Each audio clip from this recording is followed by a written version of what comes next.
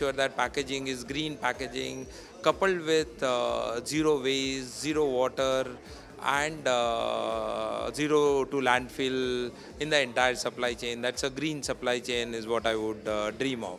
So I think the biggest core idea that drives all of us is that businesses don't exist in isolation. They exist for the planet, on the planet, for the people around us, right? That the customers that we serve, the communities that we exist in. And that's essentially the idea that drives all of us to make a very meaningful impact on the environment around us. Flipkart's believe that the transition to a more sustainable world cannot be achieved in silos, is what drives its three-pronged approach to its environmental commitments, executing for their own business operations, collaborating with their brands and seller partners, and informing their consumers. It's going to be very, very important and crucial for corporates to imbibe sustainability in what they do and look at what is happening in the world, look at how the regions are coming with policies. For the Flipkart Group's own business operations, sustainability is not a mere afterthought, but a fundamental part of every operation, intersecting with every aspect of the company's value chain to drive meaningful change. When you move products from sellers to consumers through the supply chain, how do you make it greener? How do you make that journey of picking up the products more sustainable? Or warehousing itself. When you run a warehouse, is it sustainable warehouse? And when it is delivered to the consumer, is the last mile also sustainable? So you start thinking about where all you can make active intervention and build right partnership, because partnership is very important when you talk about sustainability. To bring sustainability across its business operations, the Flipkart Group has focused on four aspects: the switch to renewable energy, the transition to electric mobility, sustainable packaging, and improving resource efficiency.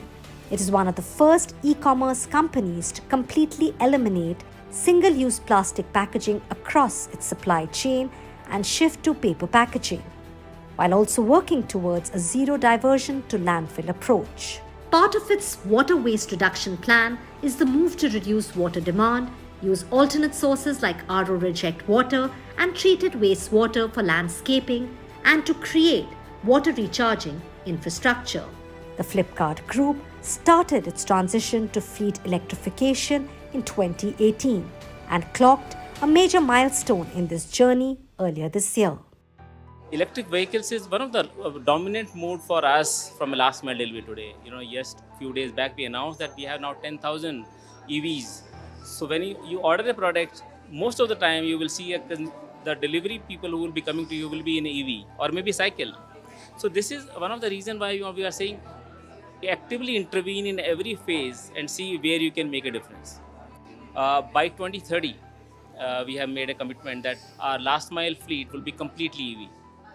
Similarly, we have made commitments on renewable energy, where we are working with the partners across the country to say how can we transition to 100% renewable energy by 2030. It is with this context of sustainability in action that the Flipkart Group Sustainability Action Summit brought together diverse stakeholders from policymakers, think tanks and academicians to philanthropists, brands and business partners, civil society and social enterprises. Among the major themes discussed was the strategy of how leading corporates are paving the way for conscious consumerism. Today, there is a certain corporate responsibility on sustainability that all of us as organizations owe to the planet. But also what is increasingly clear is that consumers are demanding for sustainability. They want products which are good for the planet.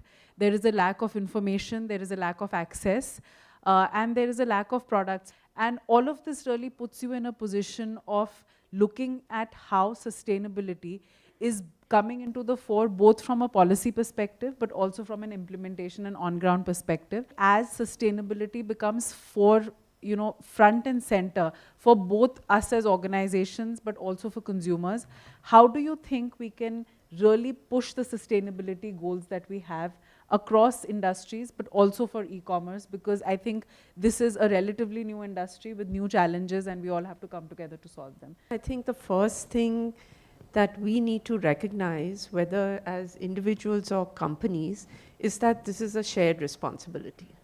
I think that needs to remain front and center as a lens, really, when we are setting policies, when we're making decisions, when we're making choices.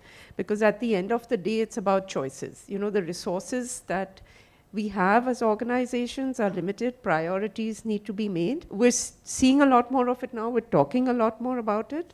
But these choices of how do you integrate sustainability and best practices to really reduce the pressure that we're putting on the planet and the people, how do we reduce that in our processes, in the product itself, and in the way that we sell and market this to our consumers, right?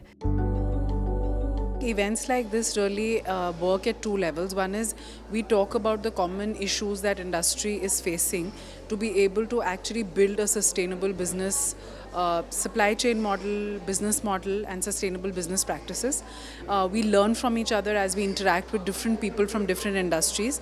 And I think these events actually help us amalgamate all these learnings and incorporate it into our own businesses such that we can take forward our own pledges on climate action. Conversations such as these also opens doors for collaboration, for collective advocacy, for sustainable practices within communities, the sharing of knowledge about environmental issues, and inspiring others to take action. So having the key leaders and decision makers in a room like this from across the sector and across the industry is great to see where there's collaboration that can be done, seeing where synergies can be met, and these discussions then eventually leading to action after the event. You cannot have one sustainability commitment. I think it's a gamut of bringing in sustainability as a core into your business model itself. My takeaway would be that how do we make sure that this materializes into action? And that's something that I would look forward to working with the people in this room and actually make sure that action is being done on ground. It's critical that we hear the voices, because it's a very dynamic and changing scenario here, and we are running out of time in trying to build solutions around the climate change, especially with respect to waste. And therefore, the platforms like this bring stakeholders into a room wherein we have to bring in definite commitments with respect to timeline, definite solutions around certain problems which definitely are already seeing light in some part of the country but need to be brought into action. And it has become very critical now for us to go beyond these conference rooms, beyond these platforms to actual reality, because actual reality is there is regulation, there is a problem, but the implementation is weak. Coming up after the break, we find out how a sustainable supply chain is key in accomplishing the goal of circular economy.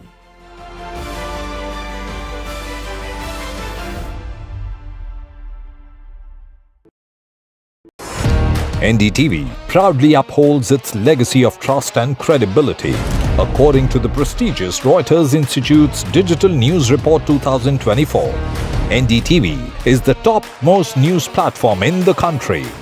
Number 1 in both online and offline reach in India. Beating all its competition, NDTV stands for trust.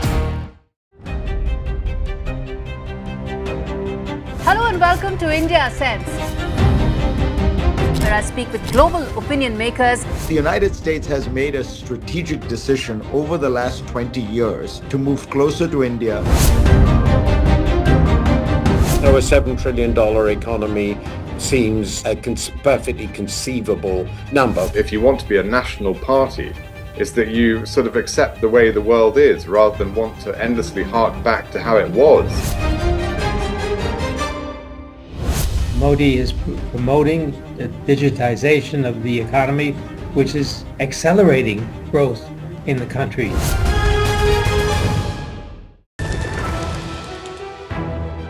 हम ये चुनाव विकास के मुद्दे पर लड़ रहे हैं. Let them come for an open debate with me. I've challenged Eknath Shinde multiple times. Congress is in the worst situation in this state. Mahayuti में भी इससे ज़्यादा dispute है. Everything is fair in love and politics. Vote देने वाले ही जिताने वाले हैं ना. So we worked on 4 options.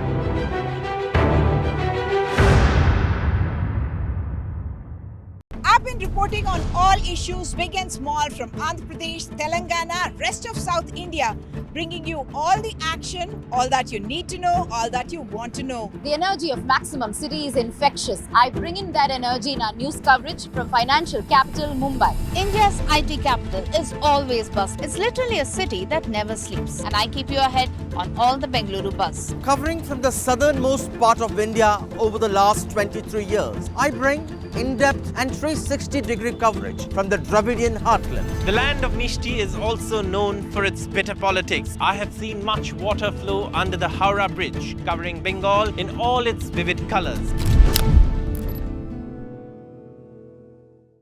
In today's interconnected world, India's voice is more crucial than ever. When India speaks, the world listens. At NDTV World, we are that voice, bringing you intelligent and insightful news from India and beyond. From geopolitics and diplomacy to economic shifts, migrations, tech disruptions, and the stories of our diaspora, we cover the news that shapes our global future. NDTV World, your new home for global news, is here. I now request the Honorable Prime Minister to launch NDTV World and address the summit. It was the grand launch of NDTV World by Prime Minister Narendra Modi. NDTV World, as he laid out his vision for the India century at the NDTV World Summit. ऐसी सदी जिसमें भारत के प्रयासों से दुनिया में स्थिरता आए, in the presence of those who are shaping our future. मेरी तरफ से आपको ढेर सारी शुभकामनाएं हैं. NDTV World, your new home for global news, is here. Stay informed and entertained with the new and updated NDTV News app. You can watch all our channels live, listen to podcasts, read breaking and exclusive news from around the world and more. Download the NDTV app today and get access to the best journalism and storytelling on your smartphone or tablet. The NDTV app, news that matters to you. NDTV proudly upholds its legacy of trust and credibility, according to the prestigious Reuters Institute's Digital News Report 2024. NDTV.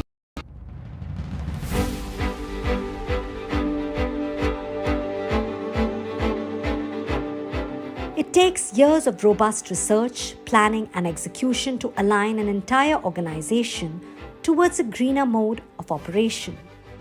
The Flipkart Group has evolved its roadmap for a more sustainable future by considering every step of its business operations and supply chain to see where it can bring change. Flipkart's sustainability efforts align with the United Nations Sustainable Development Goals, focusing on affordable and clean energy, gender equality, reduced inequalities, decent work, and economic growth. This is also reflected in the efforts of the Flipkart Group that is facilitating an inclusive, equitable, empowered, and a sustainable society in India. But change takes time, and creating change comes with its own challenges. When you talk about the challenges, first is leadership commitment. It starts with leadership commitment for better environment, better sustainability all across the supply chain. Once that commitment is there and it's the top of the mind agenda for organization, it starts with looking at how can I reduce the consumption, how do I recycle, how do I reuse. That's the approach, 3R approach all across. Just to give you an example, if we are a tropical country, how do we move kind of a renewable energy from 10% to 25% to 100%. Today, if you look at solar or a wind, okay, that is possible. You can actually wheel in all your power back to the grid and get to a consumption. That's one piece or example. Packaging is extremely important today. We use circular economy. Whatever boxes we get it for the material which comes inside our fulfillment center, we send that back to the mills. We get converted into a package which we ship to a customer. So how do you go to a recycle economy, reuse economy? That's important. True to its name, the Sustainability Action Summit focused on turning ideas into practices which are accessible to the other sectors. What are you seeing, from a market perspective, on how supply chain ecosystem and the greening of that ecosystem is evolving, at the ecosystem level? Sure. And are there anything that are happening from a policy perspective that excites you today, or the new initiatives in industry that excites you today? Indian civilization is what, 4,000 years, and we are a very, very sustainable civilization. Our rituals, our festivals, our focus on minimal living fundamentally talks about the demand aspect, which means can we manage and drive balance with what we source from our universe, right? I think fundamentally this civilization understands this well. Second, we also understand the concept of circularity. In our life also we say nothing, it's not a linear model, it's a circularity. The next stage is when the consumer gets the product, uses it. Is there any method of capturing that product back? Okay? Any kind of methods by which we can get it back if the consumer is not reusing or refurbishing? And then ultimately the whole technology, where the technology helps you in inventory, technology helps you in tracing. I think these are the 5-6 elements which are happening, and I'll be very honest to say India in each of these has a policy document and has an ambition for 2030. More than pointing to the problems, the conversations pivoted around the fact that the immediate solutions are right in front of us. Circular economy is about how do we actually bring the right kind of packaging into the system if required. Then look at how could all of this packaging then also become recyclable. So reduce is very, very key, and reduce has to start from the producer's side. Other stakeholders, of course, the consumer who has to show mindful consumption. I think leadership involvement is very, very critical, and putting out goals along with actionables and timelines that are really doable is number one. Waste has to be on the radar of the leadership. And I believe that if it's in the radar of the leadership, the right questions are asked, the right commitment is given, the right infrastructure is put towards waste management, and the right money is required for responsible waste management happens. Events such as the Sustainability Action Summit act as a much-needed catalyst, a platform where resolutions are discussed at an operational level but are also aimed at impacting the sustainability discourse at the policy level. I think this is a convening that is working two ways.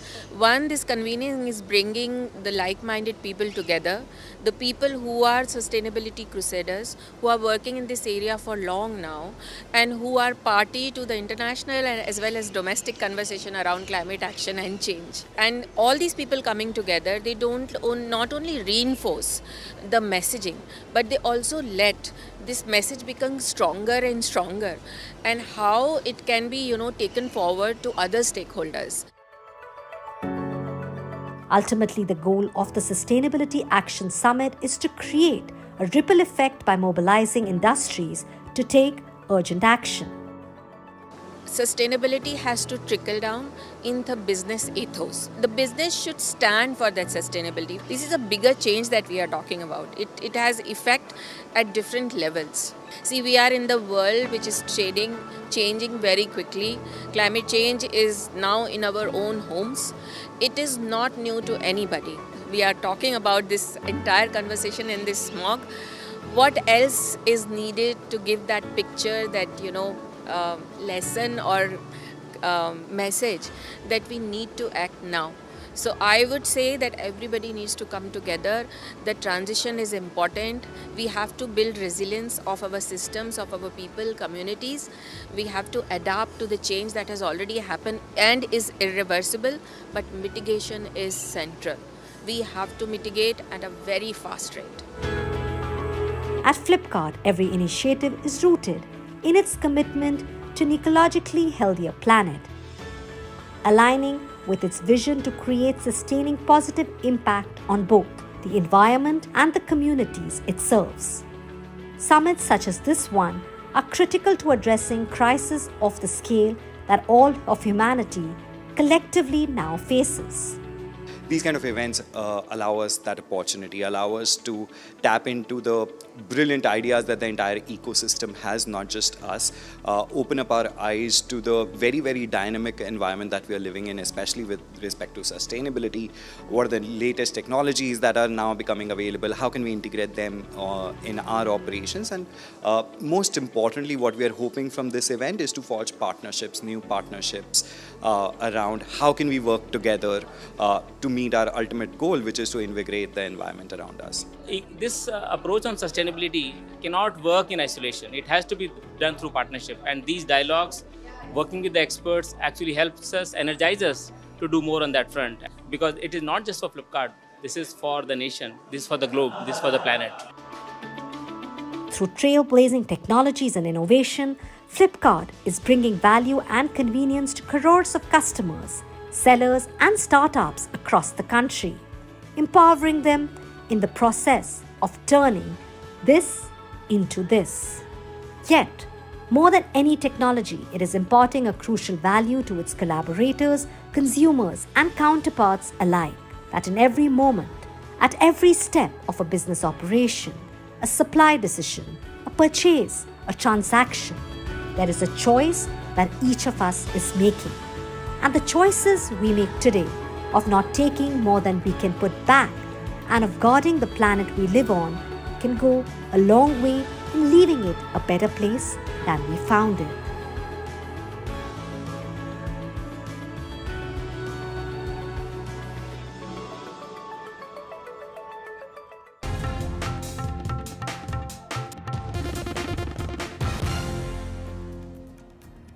In the middle of the winters, the IPL season's biggest fix is announced every year, the IPL auctions.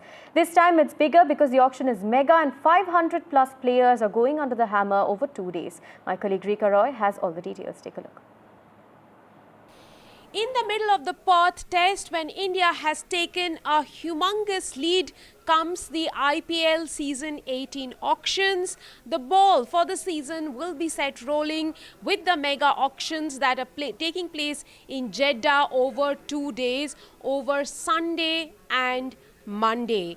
Now talking about what is going to be in store over the 2 days for all you IPL fans, 577 players will go under the hammer, of which a chunk will of course be Indian players, 367 Indians and 210 foreign players. Remember that a lot of franchise had retained players before coming into the auction.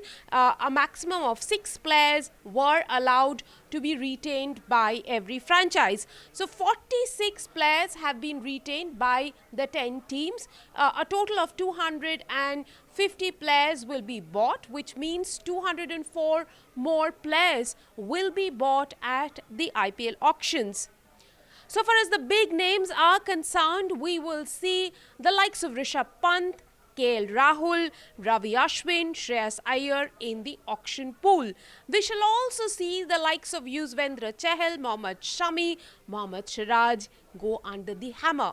Among the foreigners, the big names are David Warner, Faf du Plessis, Glenn Maxwell. All of them will be in the auction pool when the auction takes place in Jeddah over Sunday and Monday. The marquee players will go under the hammer first, and the proceedings will start at 3:30 p.m. India time. Each team has a prize purse of 120 crore, and after player number 116 there will be an accelerated process of auction. Punjab Kings has the maximum amount left in their auction purse. They will go into the field of auction with 110 crore rupees. Rajasthan Royals has the minimum with 41 crore after the retentions they did. The size of each squad will be between 18 and 25, so expect to see a lot of hectic activities taking place over the 2 days. And the franchises will also be allowed to use the right to match card, which means if a player has gone into the auction pool which belonged to a franchise, after the auction process is over, they can use this card to retain the players. So lots of interesting dynamics coming up in the IPL auction over the next 2 days. Stay tuned.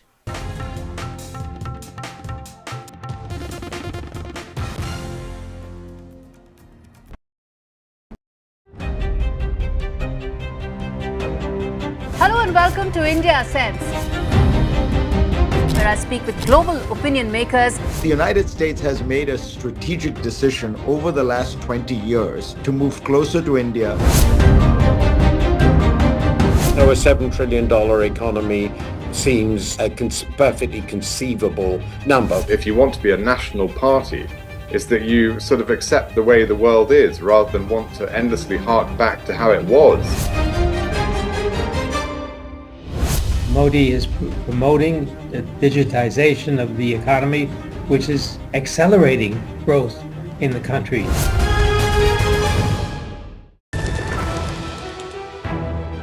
हम ये चुनाव विकास के मुद्दे पर लड़ रहे हैं. Let them come for an open debate with me. I've challenged Eknath Shinde multiple times. Congress is in the worst situation in this state. Mahayuti में भी इससे ज़्यादा dispute है. Everything is fair in love and politics.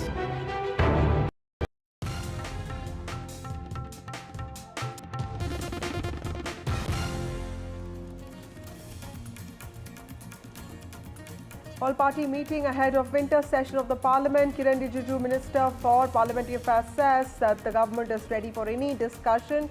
He has also said that the JPC will submit the report on Waqf bill in winter session, but in case the JPC, which is the Joint Parliamentary Committee, thinks that they need more time on the Waqf amendment bill, we can give them an extension.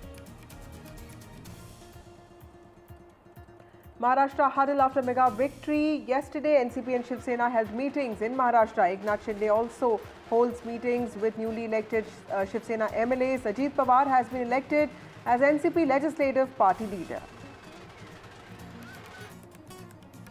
All eyes on Maharashtra now. Who is going to be the new Chief Minister of the state? Fadnavis, who stars in BJP's biggest win in the state, says decision on the CM face will be taken jointly by alliance partners.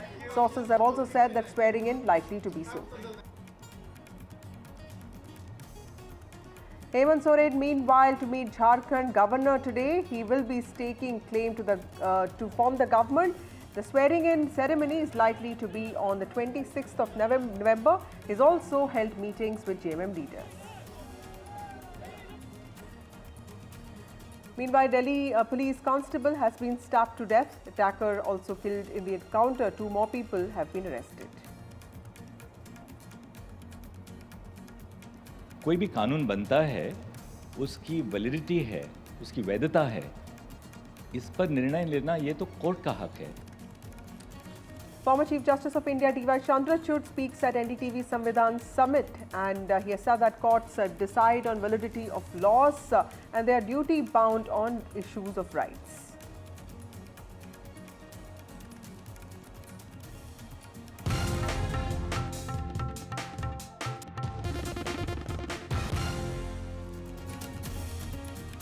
ahead of the winter session of the Parliament. The Centre called for an all-party meeting today. In fact, the meeting just got over. Apart from legislative agenda, which will include celebration of 75 years of the Constitution, meeting was also convened to seek cooperation of opposition parties for the smooth functioning of the session that will last till the 20th of December. In fact, Parliamentary Affairs Minister Kiran Rijiju also spoke today, and he said that he has sought the cooperation of all parties to ensure that the Parliament session works fine. He has also said that the Waqf Amendment Bill is likely to be introduced in the winter session of the Parliament, but in case the Joint Parliamentary Committee feels that it needs more time, that could also be considered.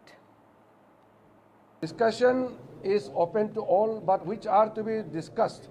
The issues has to be taken up before the Business Advisory Committee, and with the consent of the Honourable Chairman and Honourable Speaker, matters will be taken up. JPC के बारे में मैं इतना जानकारी दूंगा कि लोकसभा में ये सदन का फैसला था कि शीतकालीन सत्र का पहला सप्ताह का आखिरी दिन से पहले रिपोर्ट को टेबल करना है। अगर किसी कारण से कुछ दिन डिले होता है तो फिर सदन में परमिशन लेकर के उसका टाइम बढ़ाया जा सकता है। My colleague Aishwarya, who has been tracking this meeting since morning, joins us. Aishwarya, we know that the BJP is approaching this winter session of the Parliament from a position of confidence, and the opposition, of course, after successive defeats is, of course, at a low now. Tell us what is on agenda when it comes to the ruling party and also on the opposition side. We know that Waqf Bill could get introduced this time, but what are the other issues that the opposition plans to raise?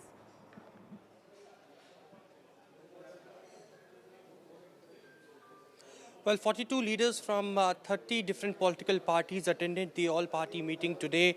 It was Defence Minister Rajnath Singh who chaired this meeting along with the Parliamentary Affairs Minister Kiran Rijiju and JP Nadda also attending from the Treasury benches. Apart from it, there were discussions. Each and every political leader who was attending was informed about what's going to be the agenda. Remember, in the third session of winter session of Parliament, the tentative list has come out in which 11 bills are considered to be tabled for consideration and passing. Apart from it, 5 bills will be tabled for introduction in Lok Sabha and Rajya Sabha. Important ones are, of course, the Waqf Amendment Bill 2024, which is much of a contention between the opposition and Treasury benches. Kiran Rijiju, Union Parliamentary Affairs Minister and Minority Affairs Minister, categorically had stated that because there had been several meetings which are still underway as far as the JPC on the Waqf Amendment Bill. It was earlier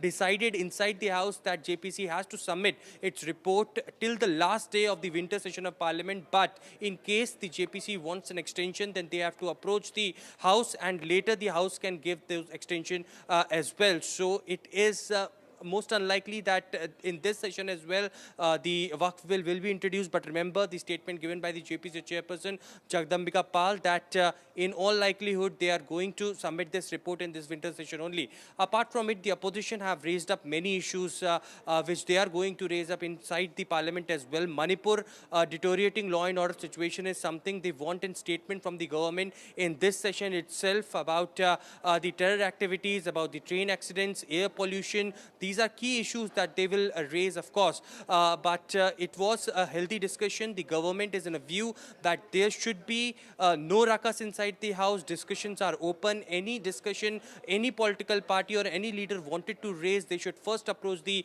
Business Advisory Committee, and if passed, they will be given due time. But appropriate mentioning should be done before the BSE as well.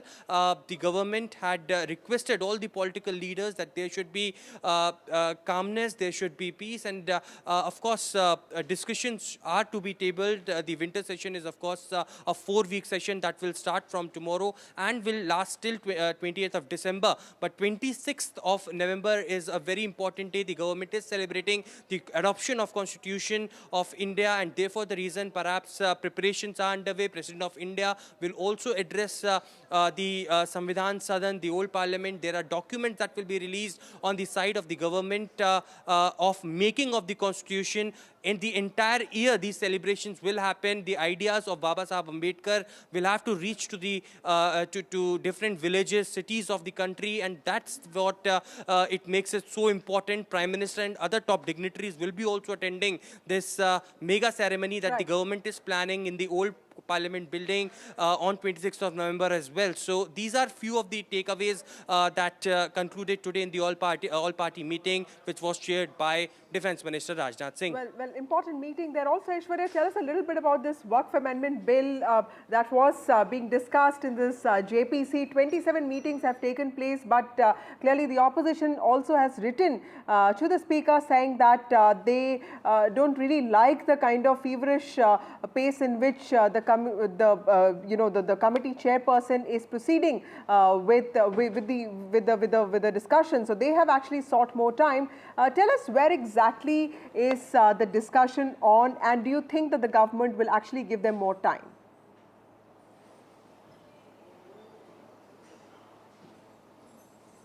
Well, because in the tentative list, the Waqf Amendment Repeal Act and also the Waqf Amendment Act, both the bills have been put for the passing and consideration as well.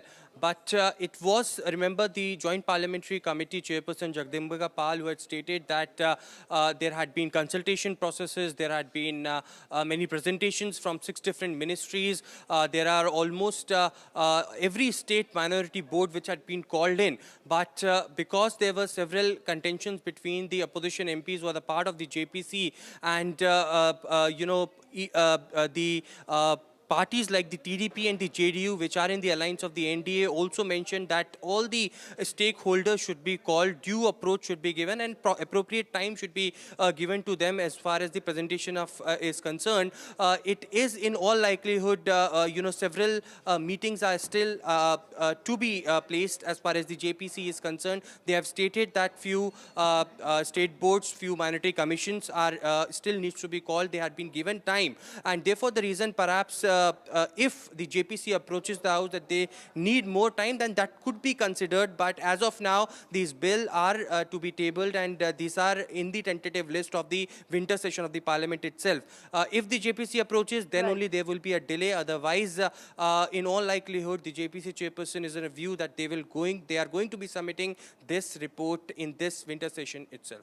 Right. Thank you, Aishwarya, for joining us with those important details. Parliamentary Affairs Minister there making it clear that the Treasury benches are all for discussion and dialogue. The Waqf Amendment Bill, which is being studied by the JPC, that report could also be submitted this winter session, but the government has made it clear that they could give them more time if they need an extension. Well, moving on to Maharashtra, which is where the Mahayuti has staged a commanding comeback, and what really worked for the alliance, of course, welfare, Hindutva, better coordination with allies, cautious preparedness, and managing the rebel factor, and more importantly, learning from past mistakes. Well, all that has happened, but today is an action-packed day. Several meetings are going on in Maharashtra, specifically in Mumbai. Both NCP and Shiv Sena have held meetings with their MLAs. And the question there is, who is going to be the new Chief Minister of Maharashtra? Is it going to be Eknath Shinde, continuity being the norm, or is it going to be Devendra Fadnavis, the man who has taken center stage after BJP's remarkable performance, scoring 132 seats out of 148 that it contested with a strike rate of 90%. So clearly that shows that the BJP is in the driving seat. But let's go across to my colleague Anuj with more details on this. Anuj, today many meetings are happening in Mumbai. Both Shiv Sena and NCP know that they've performed not very badly. They've performed well, in fact, better than past years. But clearly, it is the BJP which will be taking the final call. What is going on in these camps? And I'm also being told that it may not be constitutionally binding to have a swearing-in ceremony before 26. How? That's what some people are also saying. How critical is it to have the government in place before 26? And what is the BJP in Maharashtra thinking?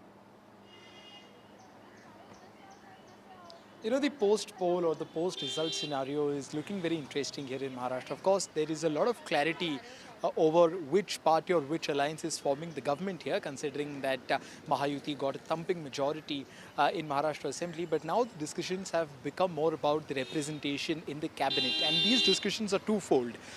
Firstly, there is of course the discussion about which party is going to get the chief ministership. The two front runners there are of course Devendra Fadnavis and Eknath Shinde from BJP and Shiv Sena. For obvious reasons, BJP is the biggest party with a strike rate of close to 90%, as you said, and Eknath Shinde, it's because it's under his leadership that the Mahayuti won this massive election. But at the same time, the supporters of Ajit Pawar are also, very publicly making their will, very public about how they want Mr. Ajit Pawar to shift his residence from Devgiri to Varsha. That is the official residence of the chief minister. But as he said, there are a lot of meetings happening. Of course, in the morning we were at Devgiri, where close to 41 MLAs, all the MLAs and even the leaders who could not win the election made it to Devgiri, and they all elected Ajit Pawar as their leader of Legislative Assembly in Vidhan Sabha, of course. And just a few meters away from there was the Sagar Bungalow, where the BJP held their meetings. Now another set of meeting is going on at Nariman Point office of the Bharatiya Janata Party, which has been headed by the state president Chandrasekhar Bawankule.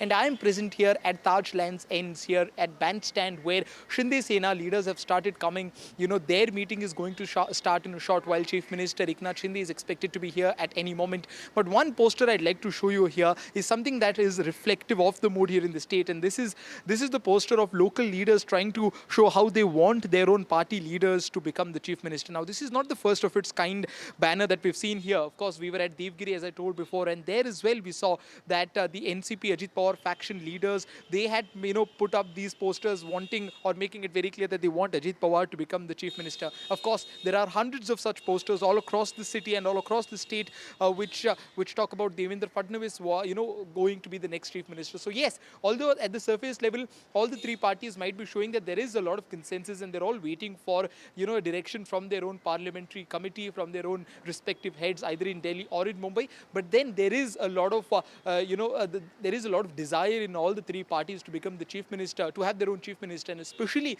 in Shinde Sena, because they're very proud of their performance in the last 2 years, and they're also specifically proud about their performance in the recently concluded state assembly election here in Maharashtra. But as you said, we will still have to wait for an official confirmation on when exactly the swearing-in ceremony is happening. And the other part of this entire discussion is about the ministerial berths. We saw that last time around there are 43 odd cabinet positions here in Maharashtra, and last time we saw that irrespective of which party brought what amount of strength to the table, all of them were given an equal amount of ministerial positions. But this time around we might see that the Bharatiya Janata Party might put an iron fist there and might take a majority of the cabinet berths. We can see some sort of ratio there. We're also hearing about a formula where behind every 6 to 7 MLAs, the party will get close to one ministerial berth, which means that the Bharatiya Janata Party might get a massive 20, 25 to 30 cabinet ministerial berths, whereas Shinde Sena and NCP Ajit Pawar faction might get close to 10 to 15 ministerial berths. Will this same formula reflect when it comes to chief ministerial position as well, is something that we'll have to wait for a little more time and watch out for.